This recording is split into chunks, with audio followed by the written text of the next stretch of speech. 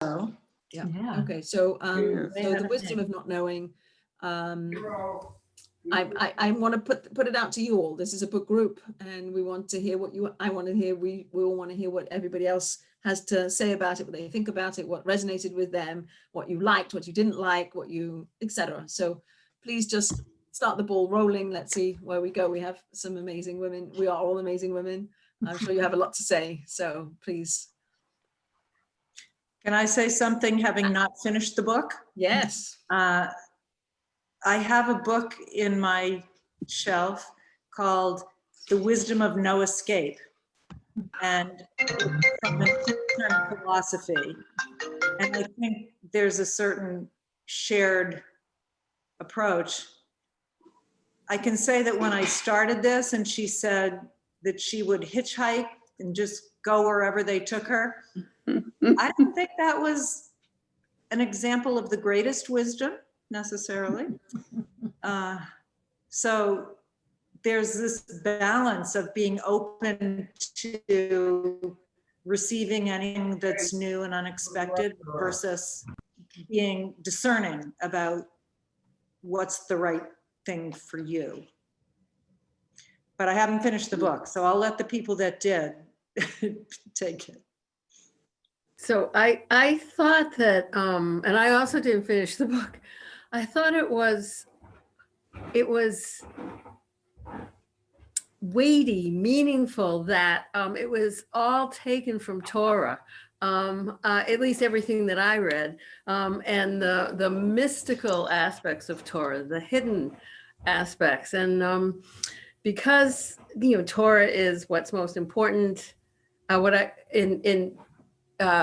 Torah is where I most importantly connect in my life.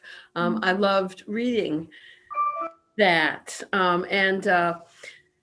What resonated with me from what I read was to ask questions. It's not the answer that is the path, it is the question. And I thought about all the times in my life that I didn't ask, that I remember specifically not asking, and regret not asking. And even this morning, I virtually attended grand rounds at Mass General Hospital. Every Tuesday morning, there's pediatric grand rounds. And there are several hundred really, really bright, really accomplished pediatricians in the room. And I wanted to ask a very basic, very essential question.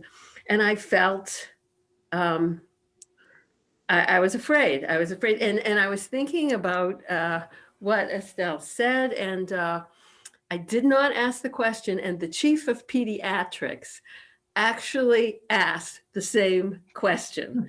So yeah, I think it's really, really important. That must be so reinforcing. I hope it encourages you. I still get nervous about asking questions. I know what you mean, but I don't know. I think I saw a slogan one place that said, you may have seen it too, let me be as confident as a mediocre white man. And I think that if you ask it with a confidence that it's a basic, important thing to understand, no one's going to look at you sideways. Yeah. I think when I ask questions, I think people do look at me sideways. They want to know what planet I came from. I feel that a lot. The aspect of kind of feeling like we need to know certain things, and the curiosity to express the question so that you learn. And what she points out so eloquently, like over and over again, is that in order to grow, in order to live fully, you have to be open and curious and ask, and not be fixed, and like let go of stereotypes and what you should know and what you should do, and how it's going to, like, am I a failure if when I do this, then the outcome is that instead of that? I don't know. Yeah. Like, I think it's something we struggle against a lot. I do. Well, would just I want also to be think it's more harder than for that. women to ask questions in a large, I'll speak for myself. I agree with you, Cheryl, that it's difficult for me to ask questions, even when it's a passionate question, but especially as women, if there are men in the room, it's more difficult because, as you just said, Margaret, you'd be as confident as a mediocre, a white man. I mean, men don't have a problem often asking questions. They do not, yeah. It's, Don't. it's just really interesting. But there were a couple of things that kind of meshed for me with this book, and I haven't finished. I'm about halfway through. It's a dense book, and it's not fit for me. It's not fast reading. But we had guests on our sailboat one summer, and the guest said, "So where are we going today?" Now, any of you that sail, that's like a duh. unless you're going away overnight or something like that, then you might have a destination. But if you go out for an afternoon sail, there really isn't a destination, and it's the journey that's important. But she didn't understand that, and it was really interesting that it was kind of like, oh, and that's also a little bit like this book, that it's kind of open-ended, and we don't know necessarily where we're going. And I think the pandemic has actually taught us a little bit about the wisdom of not knowing, and of just sort of leaping in and just saying, okay, to be present. Today's the day. I'm going to just be in the moment. And I'm not going to be distracted by, well, what if that, and what if that, and what if that. And that's really very important. And I think this book has a very profound message. Ironically, I've been doing a lot of work with not knowing, because it's part of the diamond theory as well. And I think I've talked about that. I've been working with a therapist who does the diamond approach, and we've spent a lot of time on not knowing. And I'm really into this, to not knowing. It's kind of like, okay, but what it does for me is it slows me down, because I don't know, and then I have to just sort of process it quietly. So I think it was a wonderful suggestion. Cheryl, was this your suggestion? No, I think it's Nancy's therapist from No. Well, it's a wonderful suggestion. It's a really Yeah, good book. Elissa, you came across did. it, but as it I happened, suggested it, and then Nancy shared that. yeah, I lived in the Bay Area for 25 years, and for I think at least 10 of those years, Estelle was my therapist in my 20s, actually. And so she was a lot younger and not as developed. But then, of course, our paths crossed over the years too, and we maintained a relationship.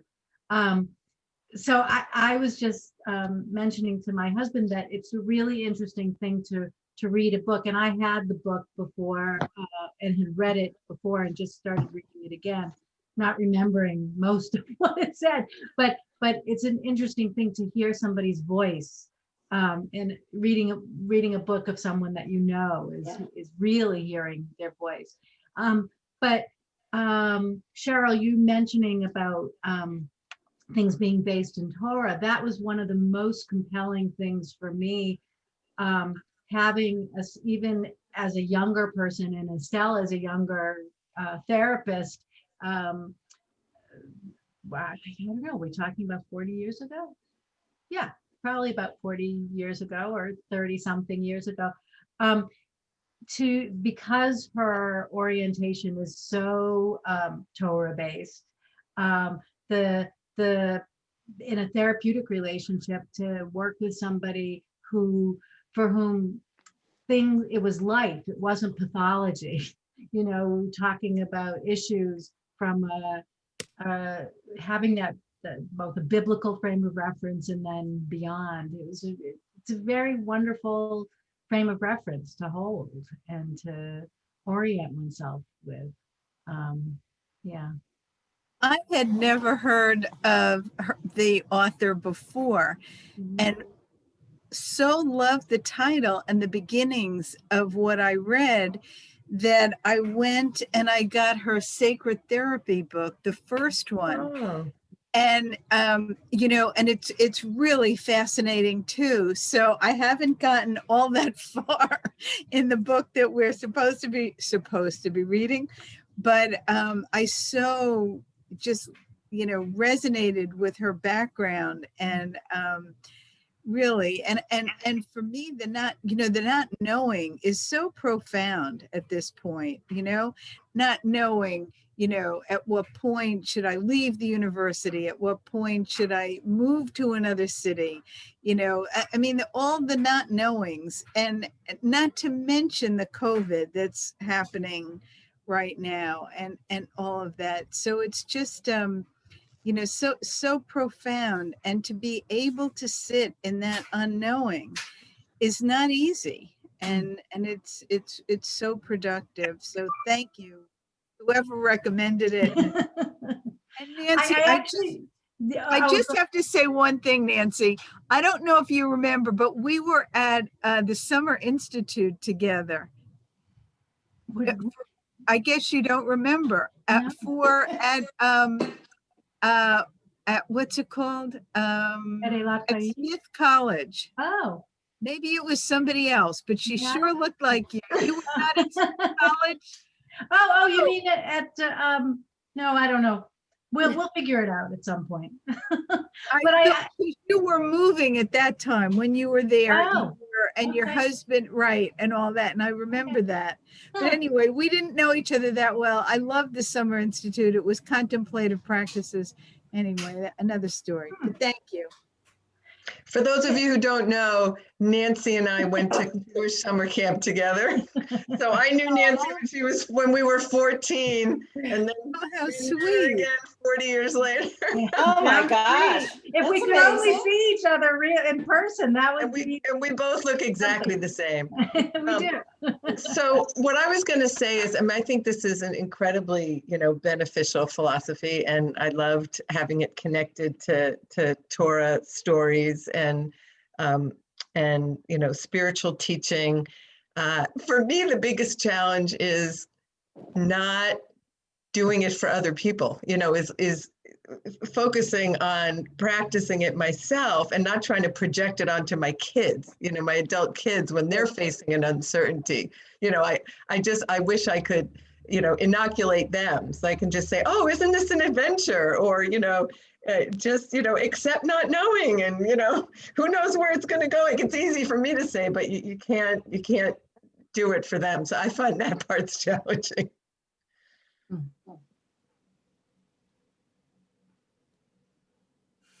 I resonate very much lately with the with this idea that she has of trying to see things with new eyes.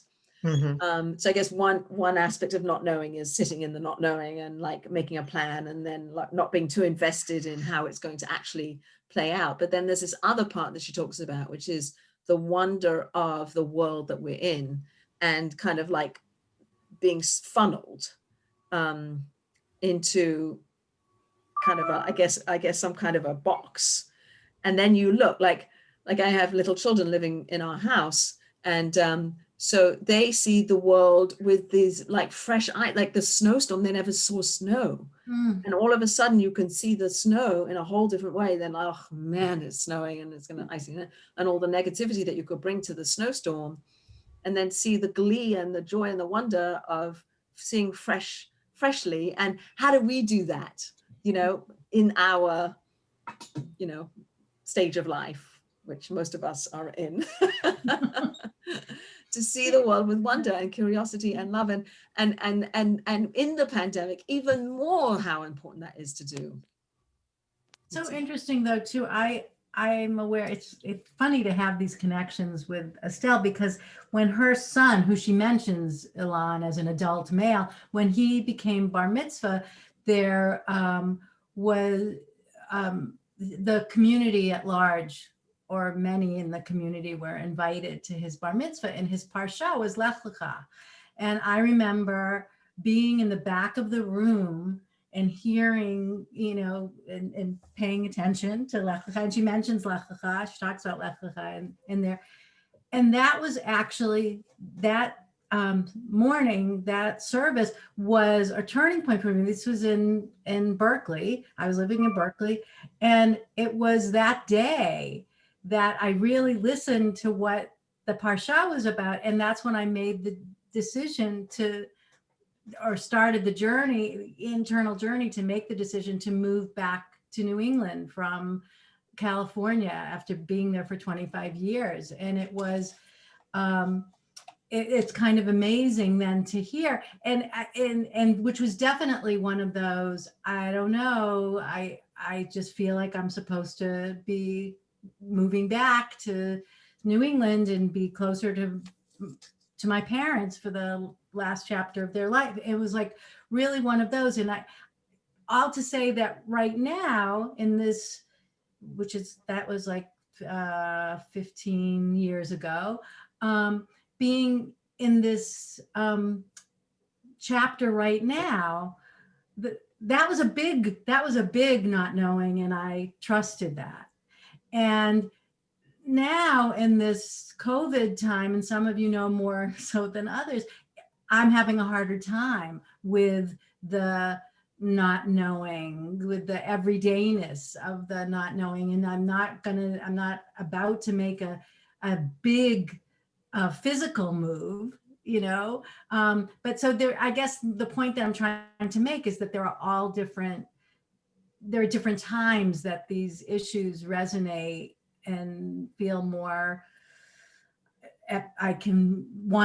we can feel more at peace with, and sometimes it's harder to be with the unknown, depending on what unknown we're talking about, so I just want to acknowledge that. Yeah.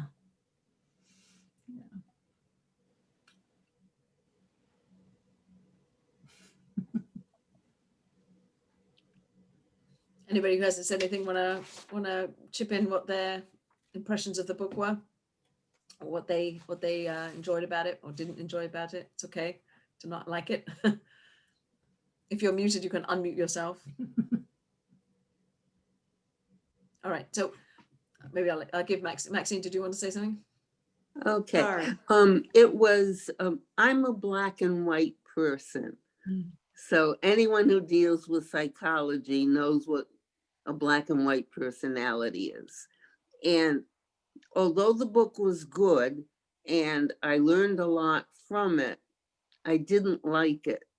It was too open-ended for me. I like to have answers. If you can't give me an answer, then I'm really very upset. I guess that's why I went into pharmacy, because I feel very secure, because you have to be a black and white and very detail oriented, and I like that. And what I did take away from the book was not to worry. So I finished reading the book last night, and I think one of the last items that the author covered was don't worry. So something happened and I should have worried about it. And I said, no, I'm not going to worry. And I made a mistake, and I had to order an item to take care, to rectify it. And lo and behold, we woke up this morning and at 10 o'clock, my package arrived. Yay. So without my worrying about it. So I learned that lesson from the book. And also what I did like was, it always bothered me that anytime we read, we came to the part in the Siddur about the Song of the Sea, I always wondered why it was spaced that way. And it used to bother me. I used to think, why? And now that I know that you need white spaces in between the black spaces, that solved that problem. And it was an interesting read. So thank you so much. I'd like to kind of like maybe sort of segue into the chapter where she talks about darkness and fear, and that kind of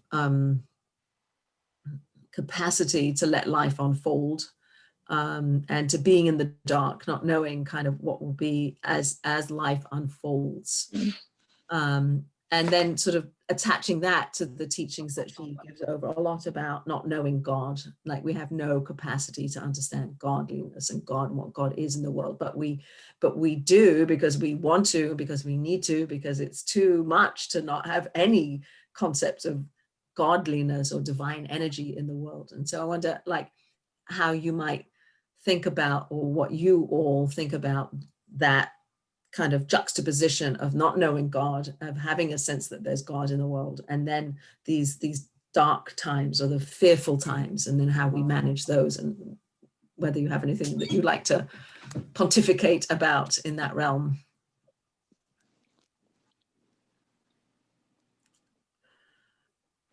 I think not knowing is the place I'm more comfortable than in terms of God. I live there. It may fluctuate up and down, but that seems more comfortable to me than trying to be definitive about something that there's so much mystery and so little consensus about. Yeah, so. Yeah, I fear that's where sort of fundamentalism or, extremism can take root, is Yeah. that kind of certainty. And I appreciated that Estelle acknowledged that as part of her journey, that she needed room to be in the mystery itself.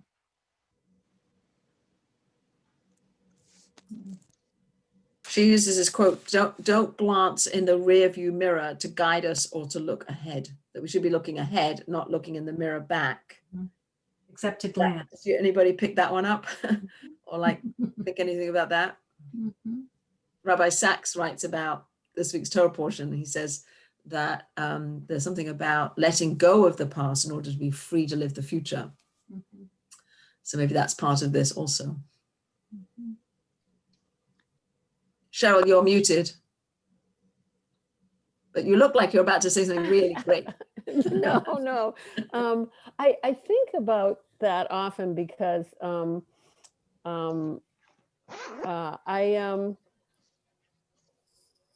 years back, I wrote a poem that I read to my Hevruta partner, and I got a thumbs down on it. And it was that we look backwards to know where we're going. And I read both of those things, that you need to know the past in order to not repeat errors of the past to move forward. And then the philosophies that you can't look back, you have to be in the moment and know that, you have to be in the moment. And then there's the philosophy, you have to look forward. So, I mean, I spend a fair amount of time contemplating that, just rolling around. The balance of past, present, future, that kind of idea. And one of the things that I love is the idea that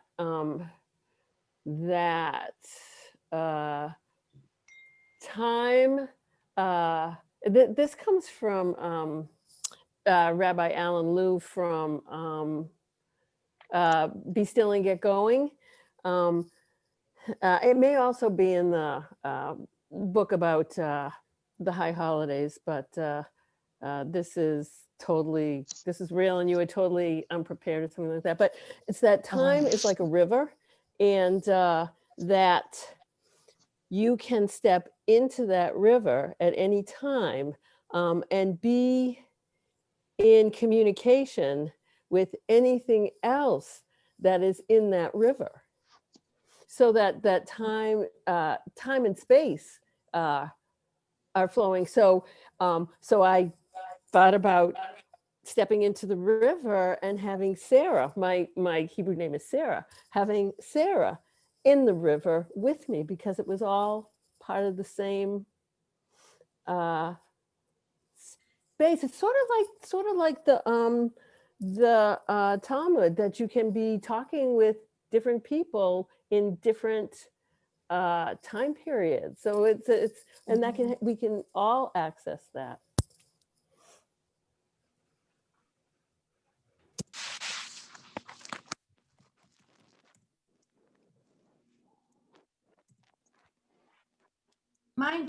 My sense of what she was saying though about the not being there, it's not staying in the rearview mirror, and you have to glance back and you have to pay attention to what was, rather, but not stay stuck there, is sort of what I got from that. And really loved the image of her brother biking down a trail that seemed so scary to her, and how could he do it? But it was just like focus on going straight ahead and going forward, and not focusing on the challenge, on the what's on either side, but just I want to say kadima hey, just go forward. But I didn't, that I didn't look at the not looking backwards. And I know for her as a therapist, I mean, she recognizes the need to unearth things from the past. It's not that you ignore that, but you just don't stay stuck there. Is sort of how I see that. Yeah. I'm only a third of the way through the book, but I was just reading about the different way of looking at darkness. That darkness and of course we're in that darkest time of the year, right? Darkness as a time of germination and creativity and, a lot of positive attributes. She talks about how much in Western civilization, darkness is associated with bad and evil. And I'm really sensitive to that, especially because I'm so, interested in anti-racism and, all the ways that we've, distorted or, misapplied some of those ideas towards Black people or people with dark skin. And so it just was really nice to hear her talk about it, from a broader cultural perspective, but also I think she talked about some references to Kabbalah and, some esoteric teachings about, light being in the dark. And, I didn't quite understand it. I have to go back over it, but just curious if anybody else noticed that.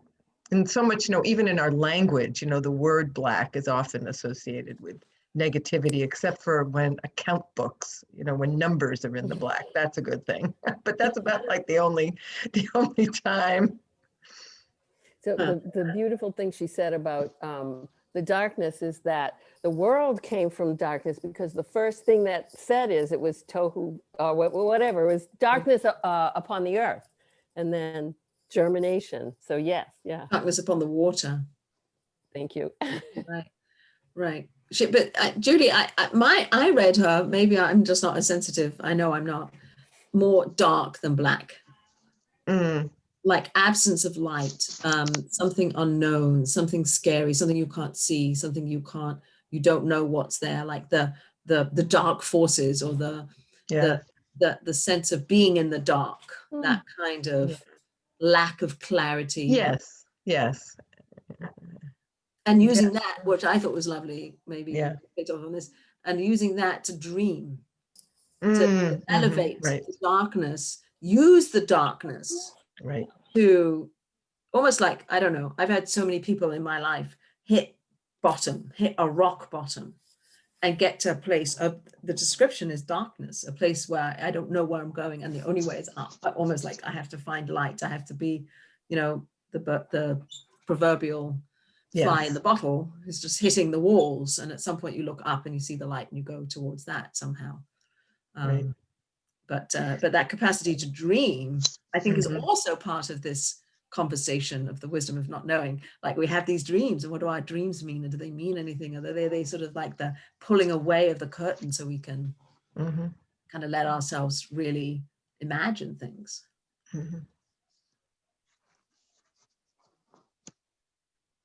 Anybody who has their cameras off and would like to join in are invited to do that if you'd like to. Otherwise, I'm happy to just listen in. But we'd love to hear what you have to say. If you have anything that you'd like to contribute or anything you'd like to add, we'd love to hear from you. Anybody else? Somebody has a beautiful swan. I know.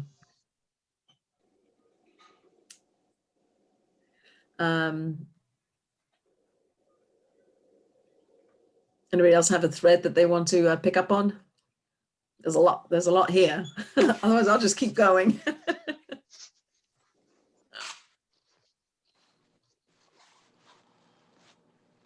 I'm going to ask Cheryl. Cheryl, I think it was you that mentioned how much of you feel like this book is grounded in Torah sources. Anything in particular that you felt like that was something that you want to bring into the forefront that we could discuss or think about? I know I put you on the spot, sorry. Again, I'm only a third of the way through. And so Okay. I was actually thinking maybe a second meeting when we've all finished the book. But so, the question that we talk about and think about a lot is, where are you? That God asks Adam and Eve, where are you? That's, the big one. Yeah. So that's part of the wondering, like, where are you? Who are you? What are you? I think that's one of the things that in this week's Torah portion, where Joseph says, I'm Joseph, and he reveals himself to the brothers, and that's used in many sources or many ways of thinking about what it means to live with hiddenness, live with parts of ourselves that we hide. And that when we do that, we're not authentic, and then we're not living fully. So to be able to feel like we're lovable how we are, and not have to hide who we are, or be fearful of rejection if people really knew who I was, really knew me, and then being able to say no. So again, Dr. Ega's a lot on my mind. And her thing is look in the mirror and say, I love you to yourself. I don't know. I can't do that. I haven't done that. I don't know. That seems like a very profound thing to do. I think another thing that is on the flip side of that question of where are you, is that it's something we all need to ask ourselves, to be grounded, to think about where we are, and that our reflections are very important, and that we're not always tuned into that. So the revealing, I think, is very important too, to trust the world to accept you with all of our flaws and so forth. But the other is that we need to reflect on that. We have flaws, but we also have parts that counterbalance those, and it's important to turn inward as well as outward. I say this from not having finished the book. It's okay. You don't have to finish the book. I mean, I think each chapter has its own essence. I think that the difficulty in asking questions sometimes is just that. It's not wanting to reveal yourself, to reveal what you don't know. You know, and that's how, that can be hard, but important.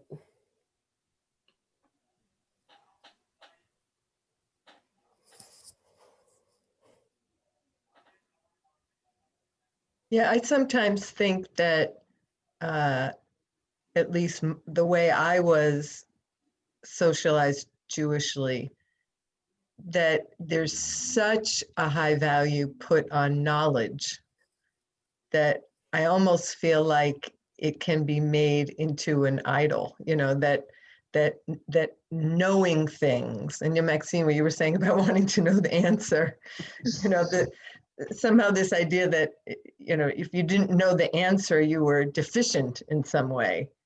And I think, and that was probably a distortion of what people were trying to communicate. But so I sort of picked that up somewhere along the way and had to spend a lot of years working on kind of dismantling that and, you know, appreciating the fact that there's so much that all of us don't know, and, you know, that's okay. And it's not up to me to figure it all out and to, you know, to know all the answers.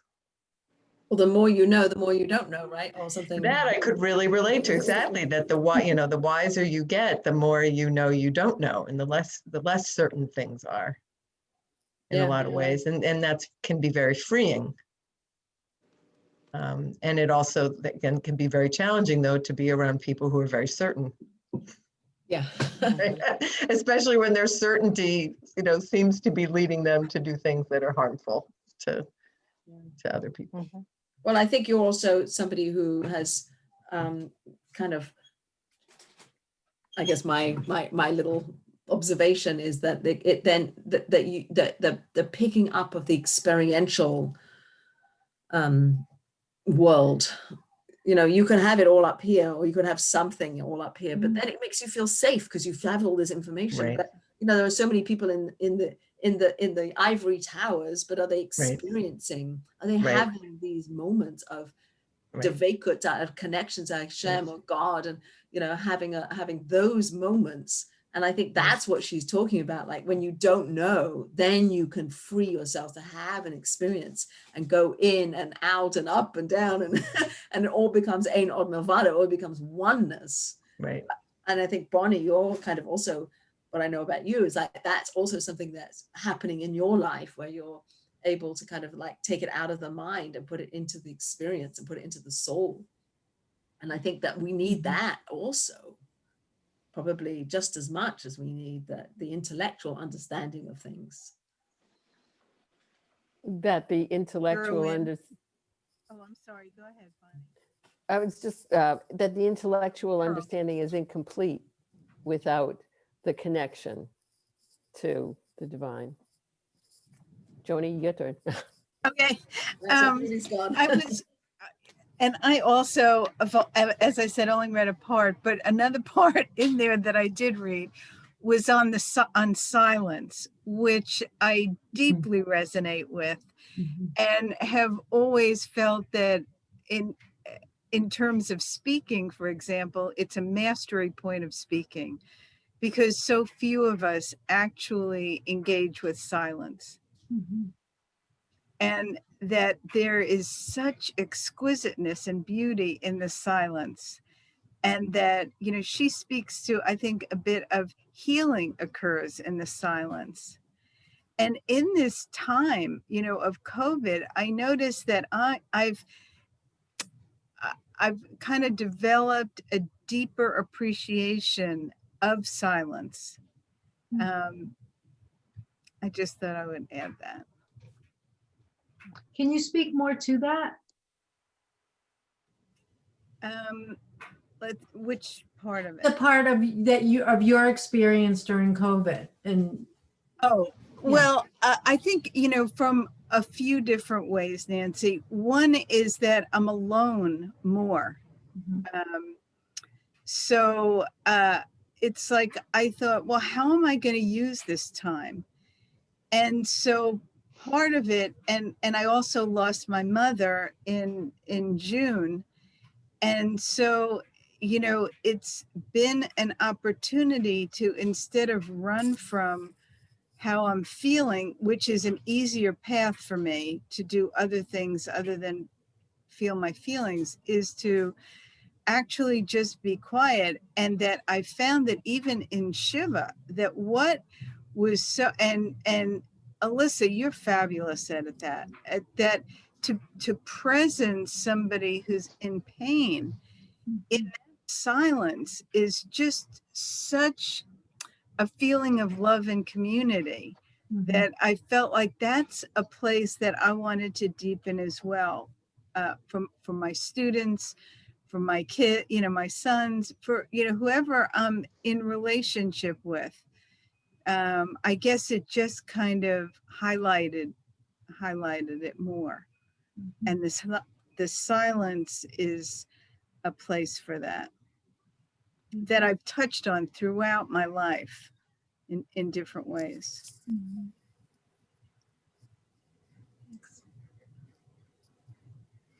Could you say more about how it's addressed in the book? I don't feel comfortable. I mean, you know, Okay. speaking Because to I that didn't one- read it. Yeah. Yeah. Yeah. But I also would love to have a follow-up session of this when we, you know, if Did that's anybody possible. did anybody do any of the exercises that are at the end of each chapter? Because I think that in order to like fully kind of grasp what she's suggesting to do is like there's these exercises at the end of every chapter. There's like, okay, now do this.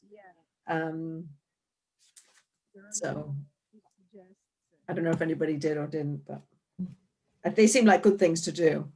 I only did the easy one. I did the, you know, on page 203, whatever I forget what you call I tracked the, 207, the labyrinth. The labyrinth, yeah, with my non-dominant hand. And when I got to the center, I prayed. And so, and I felt, some power there. It was brief. It was, but it was nice. It was nice. And the question journal, well, didn't have time to do that. You know, I haven't been, but I just wanted to say about silence. Silence is the auditory equivalent of the visual darkness, a place where things germinate. So let's think about that. That's interesting. So her chapter on silence speaks about the white fire on black fire, the way the Torah is written. So there's the letters that are black and then the space that's white, and the importance of the space.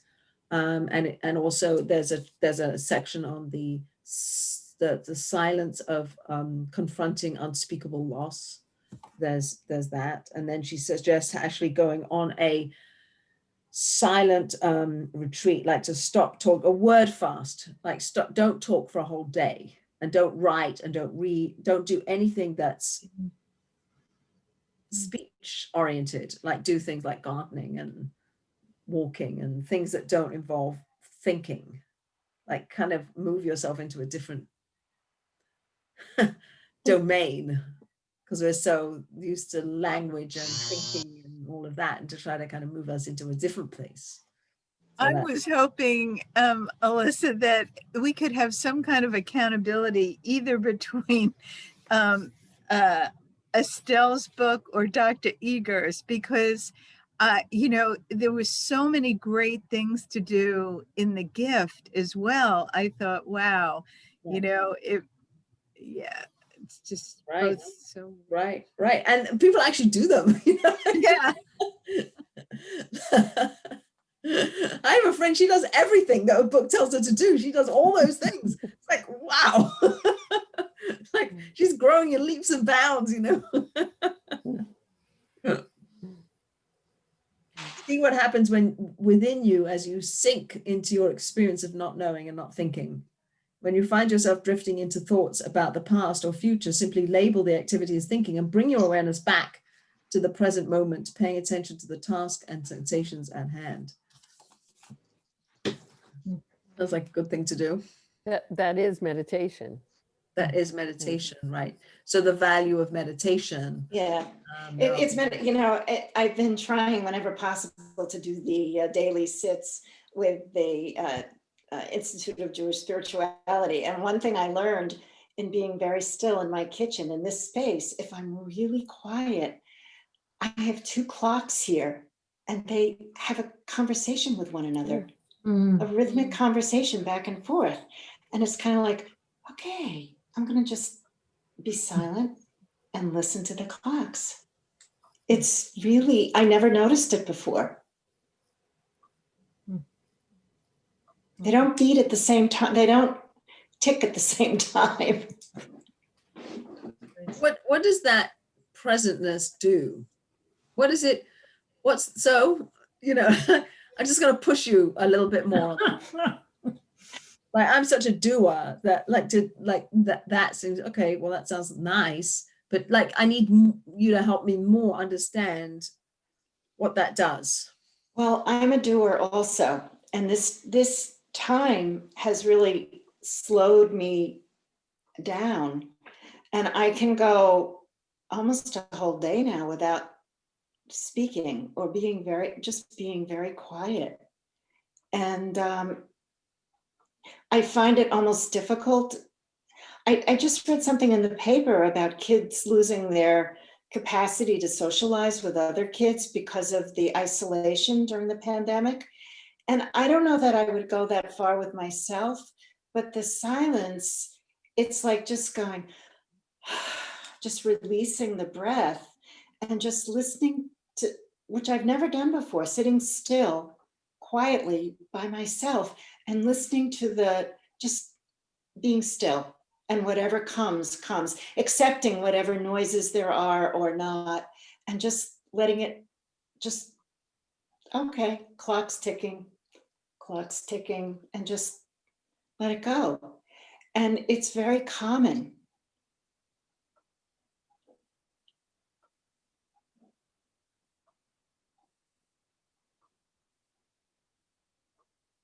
I think the other benefit of that kind of mindful practice is that you're able to be present in whatever it is you're doing as a doer. And I know that I can be doing things and my mind is somewhere else completely. And just like the way you can drive automatically and you're not even thinking about it, I think we do a lot of things not really being present. And so the practice of doing that, I compare it to almost strengthening a muscle, that you get better at it.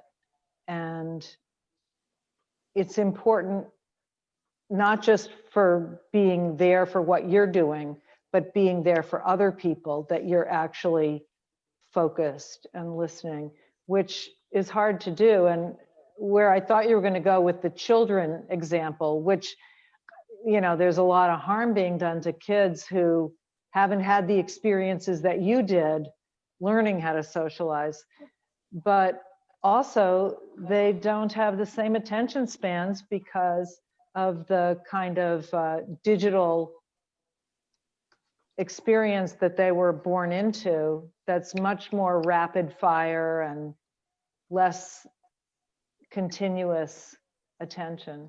So that's where I think it applies beyond just the sense of peace and relaxation. I think the corollary to what you say, Margaret, is that when you sit in silence, you realize the chatter in your brain. You realize what's going on all the time. And it's okay to listen to the chatter when you're in silence, and have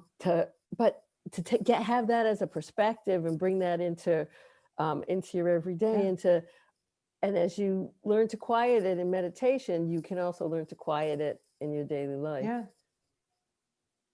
When I'm driving and I listen to a book or a podcast or something, there are days I have to rewind 4 times on the same few minutes because I can't stay there long enough. So finally I decided I better just figure out what's occupying me because I can't listen to a book. Yeah. Do you think that it helps you understand yourself better then? Do you get more in touch with yourself? My answer to that might be, it allows you to build a foundation so that you can get more in touch with yourself, because it's the chatter that's keeping us from doing that. I don't know what others of you would say, but there's Maxine. Okay. A few years ago, I was talked into taking up painting. So, okay. So I went to sessions where I took, I went out and I purchased all acrylic paints and the canvas and the chair and everything. Okay. And on the way, I would play klezmer music. And then I would go to my session and I would, create these wild, I mean, they were just fantastic, colorful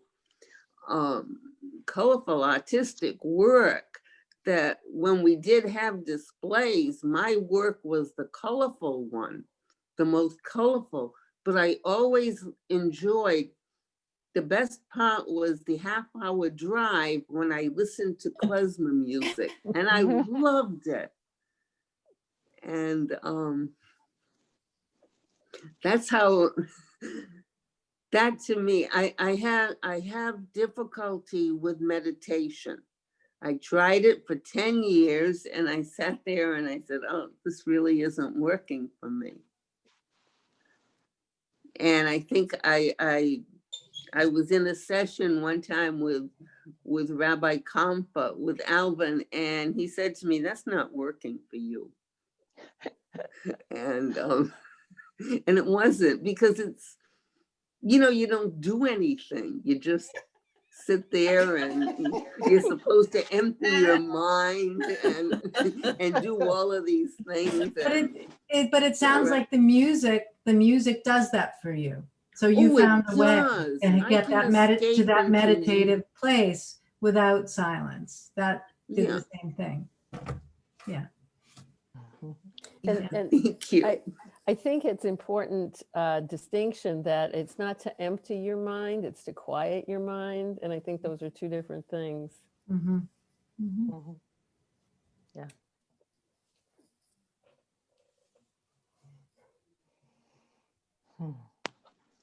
Well, Maxine, good, Yeah. good, Cheryl. I was just going to say to Maxine that sometimes if I'm having trouble just being still, I'll often have the melody of a nigun going through my mind, and that helps me to focus.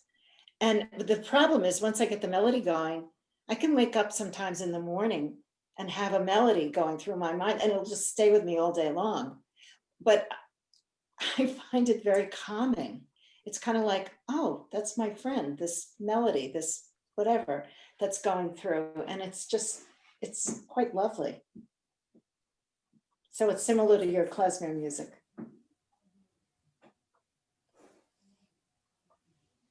Sandy, do you want to pitch in? You look like you're nodding a lot, so I don't know if you have any thoughts. Yeah, actually, I didn't read the book. Doesn't matter. You get the gist.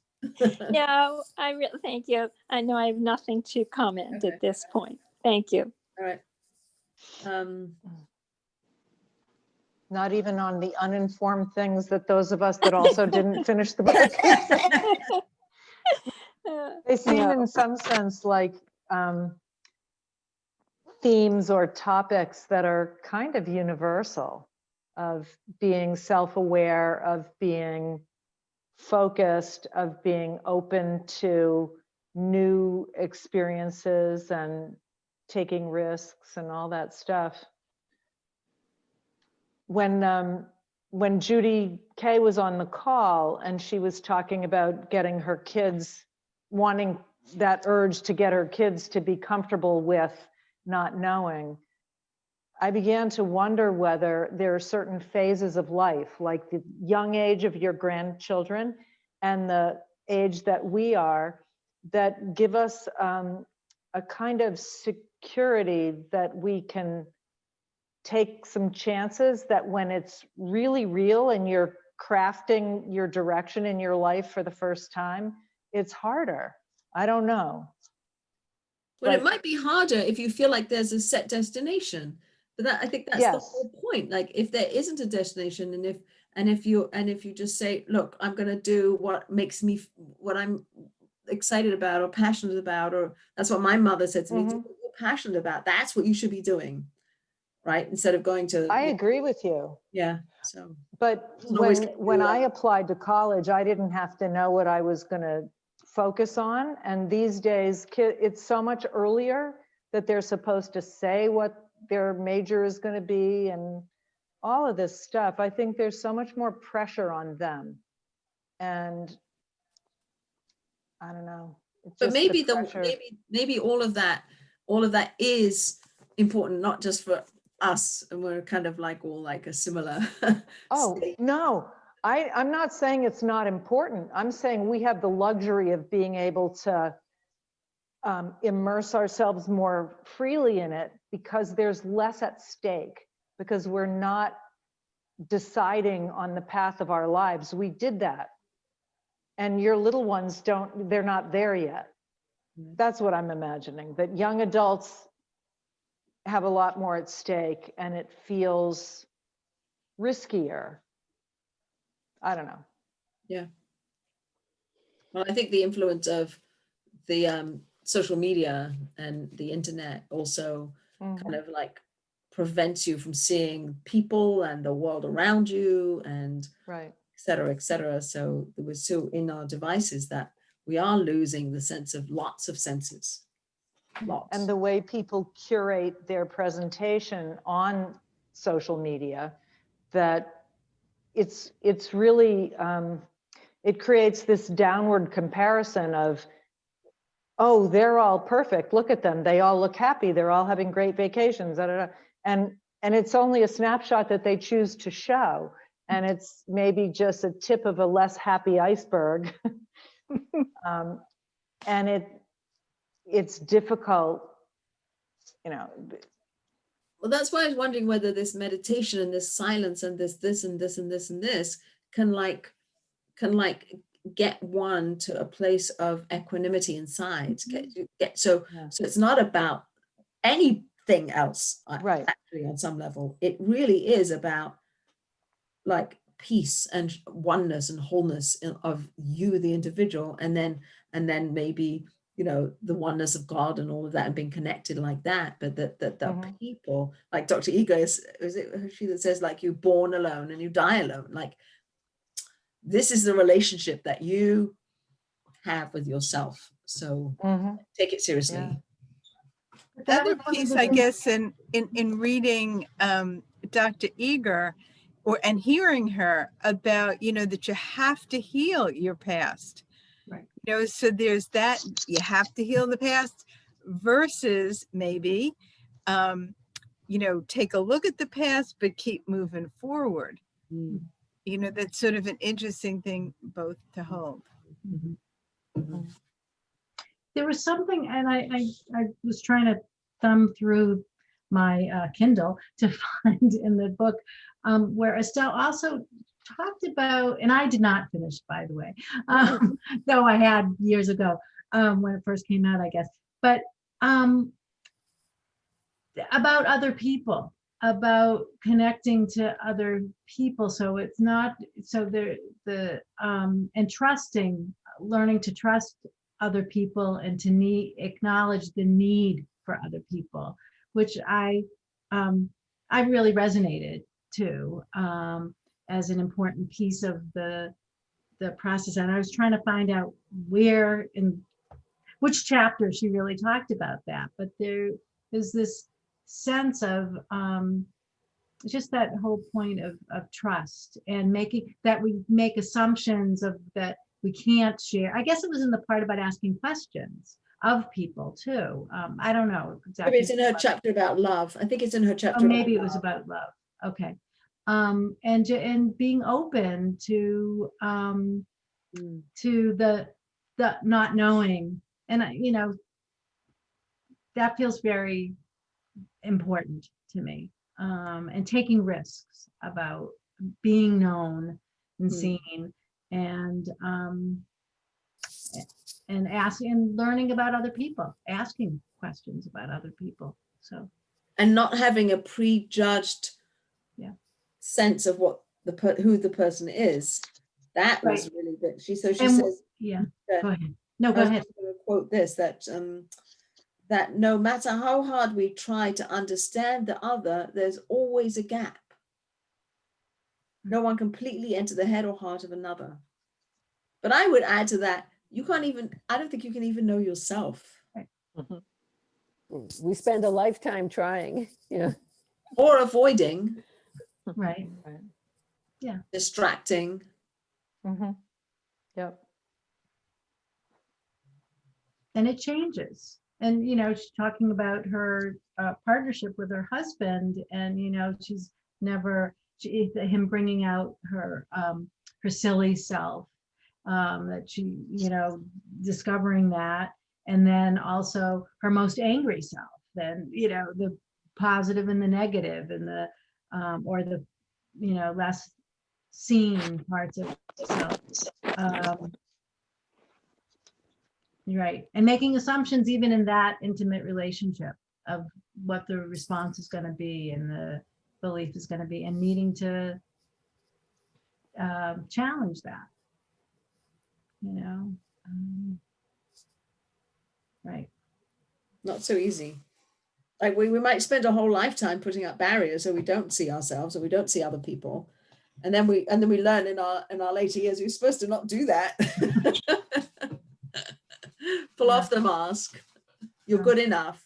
Well, it just makes me think too, since the summer, I've had the opportunity to teach some distant classes.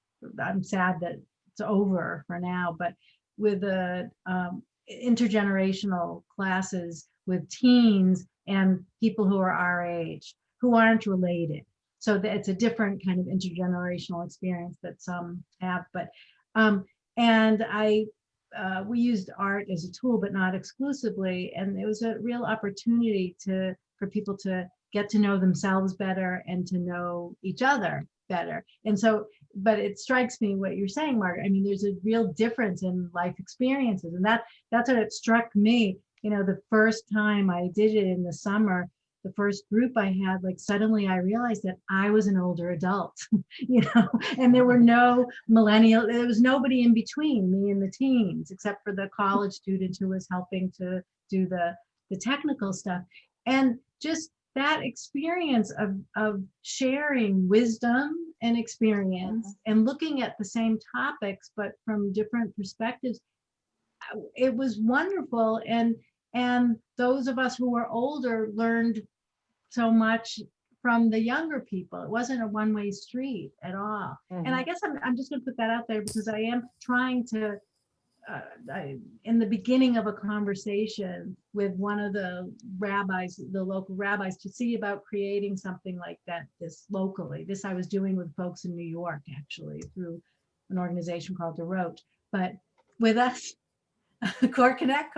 Well, we could do it with that too. It does but because it's really valuable to explore those different our different perspectives that we have, and we don't all have the same experience at our age, but we have a certain wisdom that comes of experience, and so. Bonnie, do you feel like this is a time of growth for you? I think so. Actually, the one thing I thought about, even though we've talked so much about not knowing, the wisdom of not knowing is, if we ever get back to normal, am I going to drop back to my old routine and my old schedule? Do I have the strength to be able to stick with this? Or am I going to just go back to what used to be and what felt comfortable? I don't know the answer. Well, that's okay not to know. I guess so, but The yeah, I do mystery. think, I do think, and Cheryl had mentioned the Torah in this work. And the thing is, I'm reminded of an incident that happened with my kids when I was in Israel a couple of years ago. And they're very, they're quite observant. And we were up in Spot and we had, I don't know, 5 little kids and they were hungry and we'd be touring all day long. And we got to the car and the tire was flat. And I'm thinking, oh, what are we gonna do? There's a flat tire. We've got these kids that are, anyhow, to make a long story short, my son-in-law said, no worry, Mom, don't worry about it. It's gonna work out. And 3 seconds later, a car pulls up. The kids in the car had batteries to charge the battery in the car, or whatever it was. It was, it was the battery. We couldn't get the car started. And they fixed it for us. They said, thank you. We pulled out and they pulled into the parking spot. That was the only way they were going to get the parking spot. But Wow. it's like, but my kid said, Mom, don't worry, Hashem is there. It's not going to be a problem. It's going to, and it was solved. And it was like, okay. But it sort of left me thinking, well, I don't know, maybe they've got some of the answers. I don't know. They let go. They let go. They let go. Yeah, they just let go. And I've always remembered that. And it stayed with me all these years. So I don't know, maybe. There's a song that we're singing a lot in our house. It's a children's song. It's called Gamzula Tova. Like it's all for the best. Yes. And like, yes. it's just like everywhere. Like you're talking about Nigunim. I'm just thinking, Yes. Gamzula Tova. Okay. There's something to that. There's something to that. Like, even if it's not a nigun, it has words, but like, like, it's all going to be okay. It's all for the best. Like, I don't know. And at some point when we pull back, we'll see this big picture that we can't see because we're right in it. We're on the back of the tapestry where it's all knotted. And